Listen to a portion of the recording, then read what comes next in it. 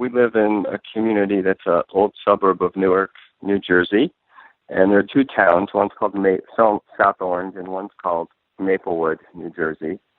We're talking about maybe 50,000 people total. And there were two groups that started as living room conversations. One was called Selma Action Network, and one was called Selma Action Committee. They each had about 50 people. This was right after the election.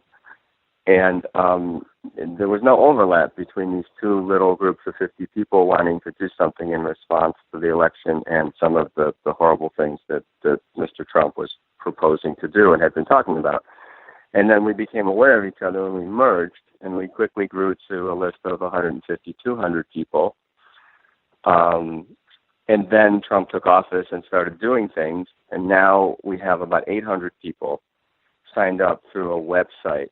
So if you were curious about one of thousands of little local groups, spurred on in part by the Indivisible guide and in the Indivisible formation, the way they're telling people to lobby Congress, it's www.somaaction.org. That's SOMAACTION.org. And, I would offer this not as anything big or important, but as a model of sort of local participatory democracy.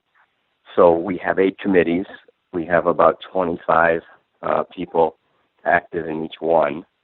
People can sign up for committees and converse on the website: environmental, his financial conflicts of interest, immigration rights, voting rights, human rights with subcommittees like women's rights and LGBT rights.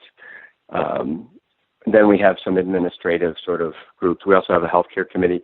We have some administrative, like managing the website and communications and press.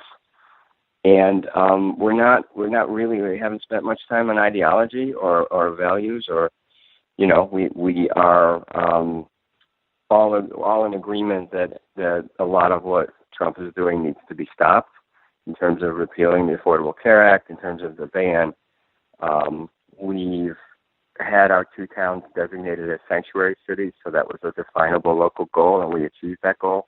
Both township governing bodies passed resolutions affirming that we're sanctuaries and affirming what we will not do in the future. We won't cooperate in immigration enforcement in the future unless absolutely mandated by federal law.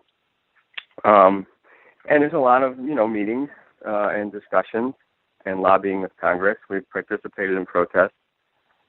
Most of us went to Washington and New York on January 20th for the large demonstrations.